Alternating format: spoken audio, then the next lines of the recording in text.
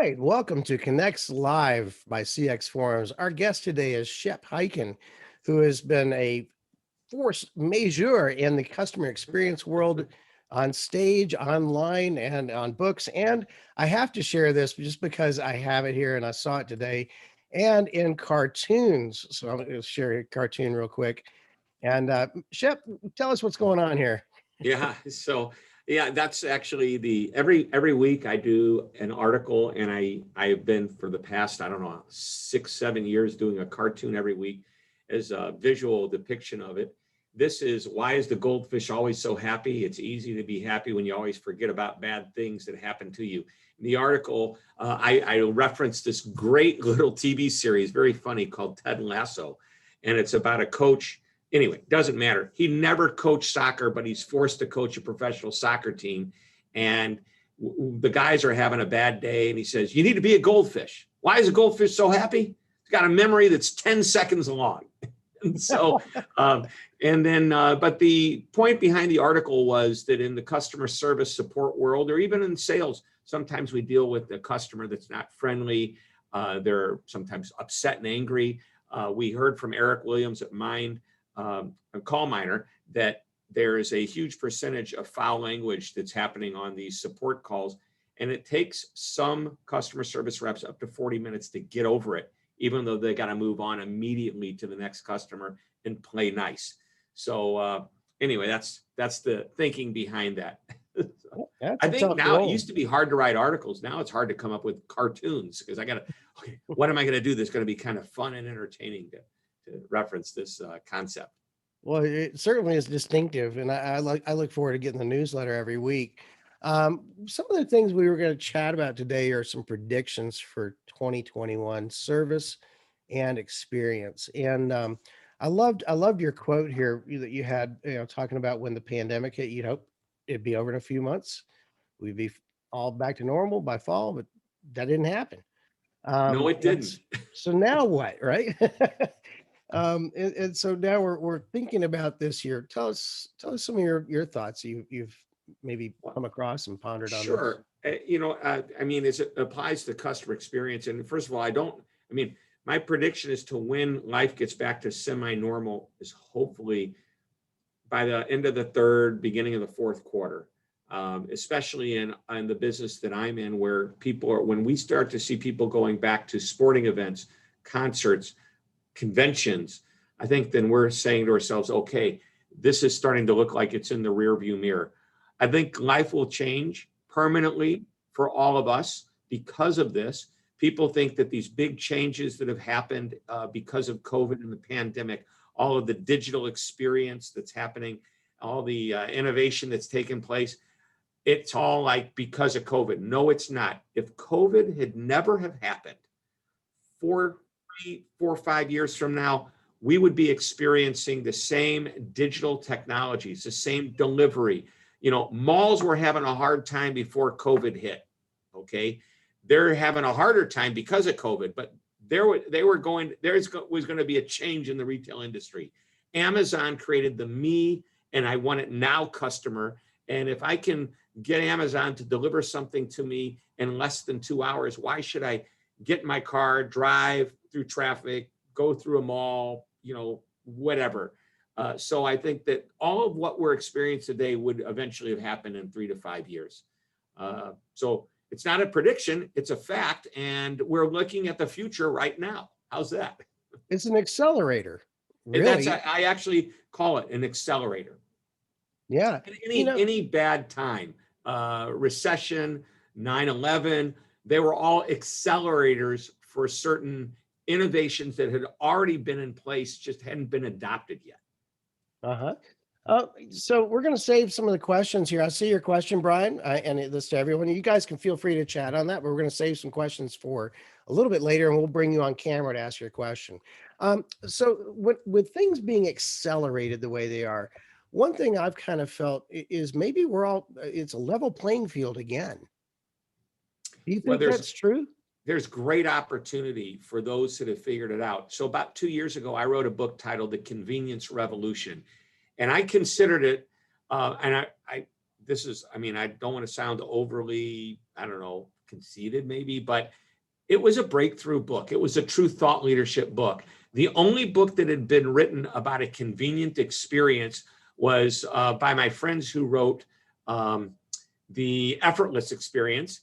And it was all about the experience you have with the support center, how easy it is to get the support. I wanted to look at the entire process, the entire journey that the customer has. No book had been written about it, which kind of like blew my mind. What is it that I loved about certain companies that I do business with is that they were easier to do business with. Now, to your question, Mark, and I'm going to try to be shorter with my answers because I know our time is tight, but here is the point. Convenience, such as delivery, this was something you used to differentiate yourself with. Today, this is table stakes in many businesses. And not only that, back when you wanted your food delivered for dinner a couple of years ago, it was free. Again, a differentiator. Today, you pay for that. And you know what? You happily pay for it. I have a report that I came out with last year. We're working on the 2021 version, but customers pay more for customer support. Well, they'll pay even more for convenience. And if that convenience is in the form of delivery, they'll pay 90% will pay more. They won't pay 90% more, but 90% of people, consumers, pay more for that convenience. And if anybody wants a copy of this report, just go to my website, which I'll put in the chat. It's hyken.com. And toward the bottom, you can get it. It's free. You'll get my newsletter with my cartoon, and I promise I won't call you and bother you other than that. So, all right. So I'm going to do that HTTPS, so maybe it makes it a link. So we'll get that. So the idea of going forward into this next year where we are right now, if you had, say, 3 words of advice for customer experience professionals in particular, what should they be focused on? I hear you loud and clear about the delivery and the speed and things like that, Mhm. but what can we do? Right now we're in the position of trying to guide the customer experience for our companies or Sure. consult on that. I want to talk about really 3 things. Number one, personalization is more important than ever before. Right now, because of the way people, consumers, customers, and it doesn't matter, B2B, B2C, makes no difference. They, in a sense, they felt like they were scrambling to get everything done. The way you can make people feel more connected with you through some kind of a personal, when I say personalization, it doesn't mean you're getting to know them personally, although to the customer, it feels that way. It's like the TV show Cheers. Why did everybody like to go to Cheers? It's a place where everybody knew your name, and that's an oversimplification. But when I go back to, and I'll just stay on the Amazon track, when I go back to Amazon and they say, welcome back, Shep. The last time you were here, you looked at this. When I walk into a hotel and they pull up my record and they go, oh, welcome back, Mr. Hyken. Would you like the same room you had before? When I call for a pizza on, and I use the Amazon Echo, it asks me, it knows what I ordered from before. When I'm buying something B2B, I'm a manufacturer and I get a customer that calls me, do you want the same order, the same specs as last time? We don't have to go through it all again.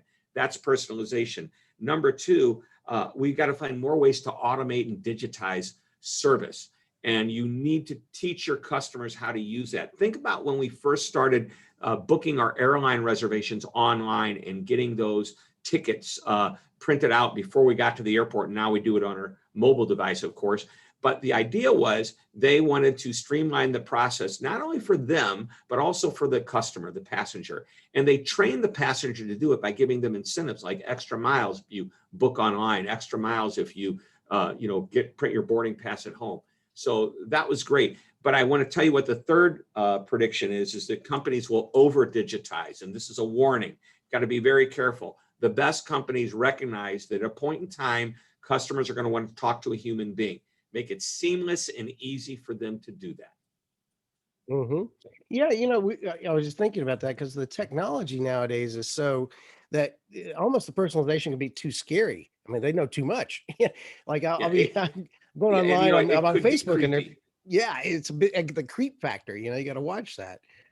So with these things here, you've got a personalization, streamlined delivery, and don't over digitize. That's kind of what I captured out of that, and I just put it in the comments. Mhm. Um, so Michelle has a comment here, and we're going to, by all means, if you have questions or comments, put them in the chat section. We're going to address them there. Michelle, do you have a question? Would you like to come on screen? By all means, feel free to unmute yourself. And there you are. Hey, Sure. Michelle. Hi there. So Michelle Bergman from Medallia. Just question, as we think about the changing needs and expectations of the end user consumer, what do you see evolving in terms of the B2B relationship and how we can ensure we're being a really healthy partner? We're seeing any early indications of just stability, because again, they can leave so quickly if we're not on top of health of the relationship. So what do you see changing in terms of how to assess and react to that? Sure. And I think you've said two things in this that are really important. Number one, B2B customers are starting to expect what they get from the B2C businesses they do business with. And they don't understand why this inside sales rep won't call me back as quickly as the person who called me back at the place I buy my clothes. So understand that expectations are higher than ever. Customers are smarter than ever. They want a good experience and they know what it is. Michelle, number two, you used a word, and that word was partner. That is one of the most powerful words that you can use in describing the relationship you have with a customer. Customers are different than partners or clients or whatever you want to call them. Partnership means you're invested in their success and they're willing to pay you for that by whatever it is that you sell. And the more you can prove your partnership versus just being a vendor, puts you in the position to be emotionally connected to them and to get the repeat business that you want. Excellent. Thank you, Michelle. And thank you, Shep. Brian Wood, you have a couple of comments here. Would you turn your mic on and then your video and share your questions here? Yes. So how you doing? I work in customer experience and market insights for an insurance agent, here in dental insurance. And one of the things trying to get off the ground is, trying to understand the difference between B2B and B2C, if there were any, and you're getting to a great point here. The B2B clients, they're finding that it's even more important that it's easy to do business with us. And so it's just that dynamic between, the murmurings of their own members and that sort of thing versus themselves. That dynamic, trying to really understand the customer journey between the two. And where can you put your emphasis so you really clearly get at customer experience for both sets? Like, where is that common ground? And you don't have to spend as much time kind of all over the place. Is that a question or a comment? Both. It's both. Because it's a great comment. It really is. I heard a couple of things there. Number one, and I may be misunderstanding you, but let's talk about that convenience factor. That's really important. The journey that your customers take, whether it is B2B or B2C, identify every touch point they have, not only with people, but any part of the process.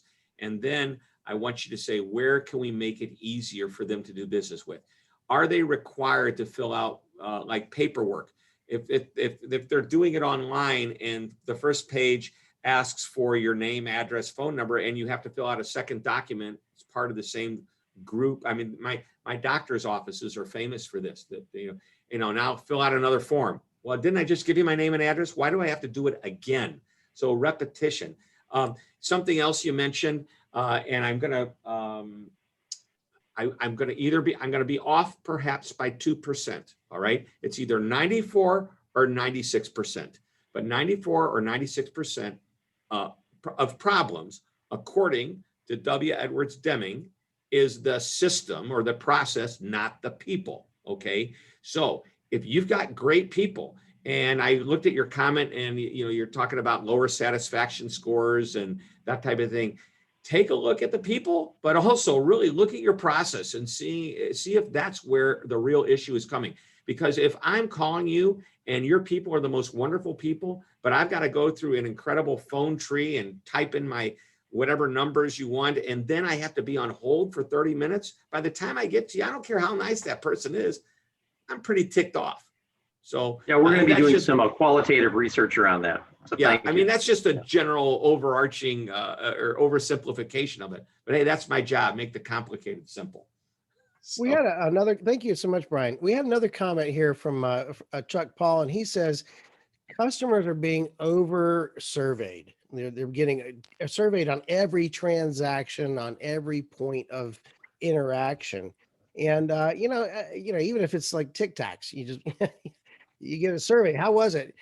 For me, every time I go to Kroger, I fill the thing out, and they always say, "Would you recommend it?" And I'm like, "No, I'm not going to talk about my grocery store to anybody."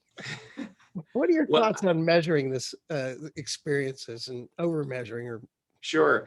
And by the way, I don't think they're asking you to recommend. They're asking if you would be willing if the opportunity came along, because if the answer is yes, and you give them on that scale of 0 to 10, it's the NPS score, a 9 or a 10, then they know they've done something right to get you into that mindset. I always say if somebody gives me a 9 or a 10, and especially you B2B folks, because here's the thing about B2B, there's a lot of relationship there. And I have clients in the B2B area that are manufacturers. If they make a mistake and lose a customer, it may be 5 years before that customer needs what it is that this company has to offer. And in some cases, it's 15 to 20 years. And they call that generational mistakes when that big mistake is made. But back to surveying. Survey fatigue is there. People, I think today expect that you might ask them a question. If you can keep it limited to a simple, literally 15, 20-second survey, 1 or 2 real simple questions. I love on the airlines, they actually added a second question. I was so disappointed. I love the simplicity of one question. I call the airline, I stay on, and the question was simply, if you had to call us again, would you want to talk to this same agent? Yes or no? How simple is that? Okay. And by the way, you're not going to get deep data, but you can get that another way. There's a company that I just started doing some work with, and they're called Social Survey. And what's really cool is that they survey in the moment and allows them to, in the moment, fix whatever's wrong. So let's use the most simplistic example. I check into a hotel, I get to my room. As soon as I'm in, I swipe the key, it triggers the survey to begin. And it's just simply this. Hey, Mark checked you in at the front desk. 2 questions. Number 1, were you happy with Mark on a scale of 1 to 5 or whatever? And number 2, how do you like your room? And if there's something wrong, can we fix it? And then you go, where are the towels? Well, I can now fix that within a minute and a half of getting that. It doesn't happen as a memory after they left the hotel 2 days later and they get a survey that says, hey, how was your stay? Well, there weren't any towels. I wish you would have told us, or there weren't enough towels. So pretty simple, but I believe survey done the right way is great. Survey done the wrong way will kill the experience. It could even take a great experience and put a negative spin on the very last part of that interaction. Excellent. Well, we only have a few more minutes here. If anyone else has any questions here, it looks like Michael Hoffman has something. It looks like more of a comment here. One-to-many relationships are the challenge. New best practices, each stakeholder and stakeholder roles.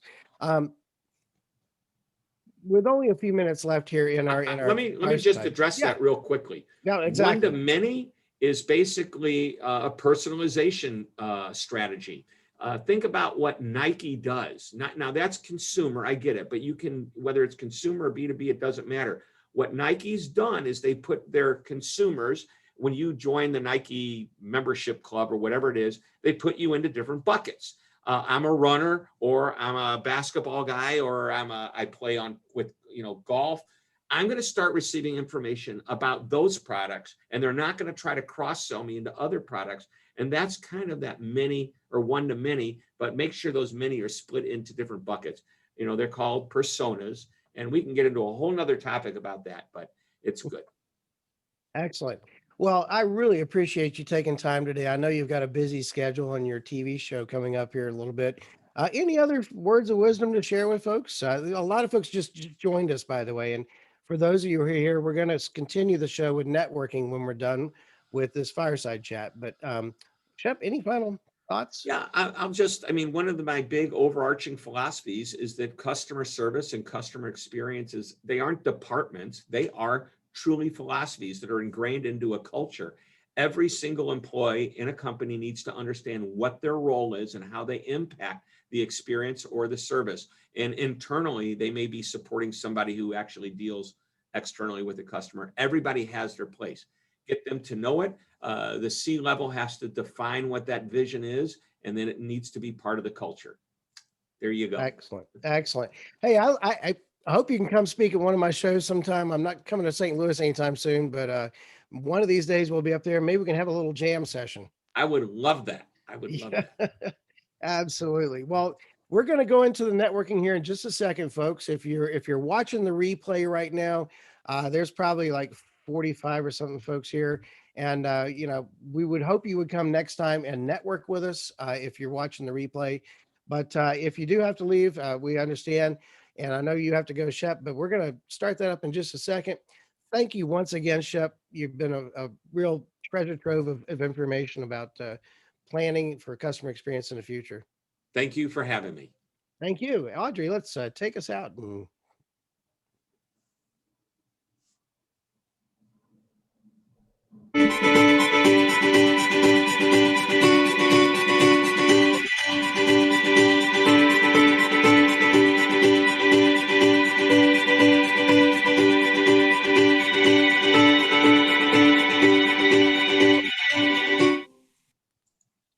All righty. I have stopped the recording. I think so. Yep. Stop the clock.